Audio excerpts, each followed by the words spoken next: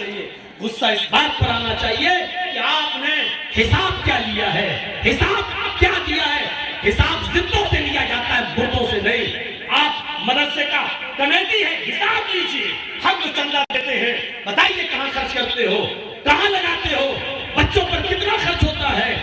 یہ حساب لینے کی ذمہ داری آپ دیتے ہیں تو آپ لیجیے اس کا حساب۔ مدرسے والوں کو حساب دینے میں شکایت نہیں ہونی چاہیے۔ تم کون ہوتے ہو حساب لینے والے؟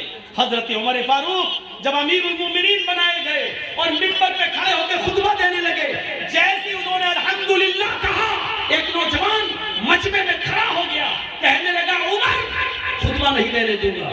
کہا کیوں؟ پہلے یہ بتاؤ، آج نیا کرتا پہن کر آئے ہو، یہ نئی قمیص پہن کے آئے ہو، یہ نئی قمیص تمہیں کہاں سے ملی؟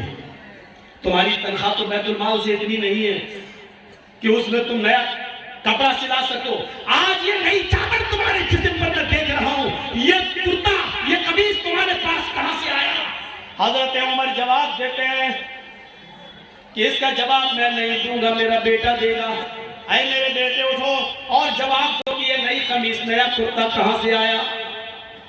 بیٹا اٹھتا ہے اور جواب دیتا ہے، اے لوگوں سنو، بیت المال میں بہت سی چادریں آئی ہوئی تھی اور ان چادروں میں سب کو مسلمانوں میں بٹنا تھا، تو وہ چادریں جب بٹی تو سب کو ایک ایک چادر ملی، میرے باپ کو بھی اس میں چادر ملی، سب کو ایک ایک چادر دی گئی، میرے باپ کو بھی ایک چادر ملی، اسی چادر کی انہوں نے قمیص بنا لی۔ حضرت عمر نے کہا نوجوان کیا اب میں خطبہ دے سکتا ہوں؟ تم نے میری صفائی میرے بیٹے کی طرف سے سن لی، اب جواب دے، اب میں خطبہ شروع کروں؟ کہا نہیں۔ کہا کیوں؟ کہا اب تو میں اور الجھ گیا ہوں۔ کہا ایک ایک چادر سب کو ملی، مجھے بھی تو ملی تھی۔ میں درزی کے پاس گیا، اس ایک چادر میں میری قمیص نہیں بنی، تم تو ہم سے ڈبل ہو، تم تو موٹے تازے ہو، تندرست تو ہٹے کھٹے ہو، ہم تو 5 فٹ کے، تم 6 فٹ سے بھی اونچے ہو، پھر تمہاری قمیص کیسے بن گئی؟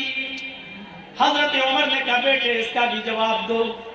حضرت عمر کا بیٹا کہتا ہے لوگوں اور آئے حساب لینے والے تو بھی سن، میرے باپ کو ایک چادر ملی تھی، مجھے بھی تو ایک چادر ملی تھی، سب کو ایک ایک چادر دی گئی، اس میں میرا بھی حق تھا، مجھے بھی ایک چادر دی گئی۔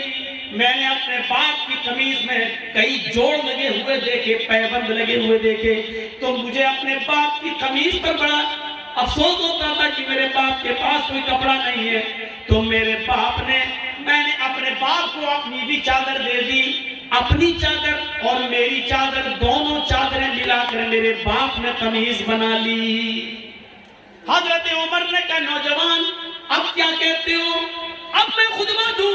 وہ نوجوان بیٹھ گیا، امیر المومنین اب آپ خطبہ دیجئے، اللہ کی قسم مجھے فخر ہے کہ میرا امیر ایسا ہے کہ جس نے امانت میں خیانت نہیں کی ہے، جس نے ایک پیسے کی بھی امانت میں خیانت نہیں کی ہے، کپڑے کے ایک تار کی بھی امانت میں خیانت نہیں کی ہے۔ اب آپ خطبہ دیجئے۔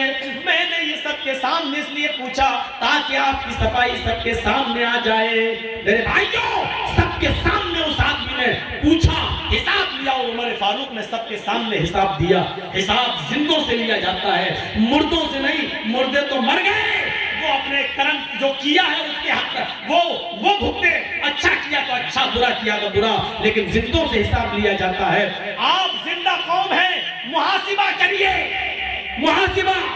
20 کروڑ میں نے کم بتائے، اس بھارت میں مسلمان ہیں 30 کروڑ سے زیادہ، مدرسے ہیں 4 لاکھ سے زیادہ، علماء ہیں 50 لاکھ سے زیادہ، لیکن اتنے مدرسے ہونے کے بعد، اتنے عالم ہونے کے بعد، اتنے مسلمان ہونے کے بعد، مسجدوں میں ان مسلمانوں کی نماز پڑھنے کا پرسنٹ ہے صرف 2%۔ میرے بھائیوں یہ 98% مسلمان کیا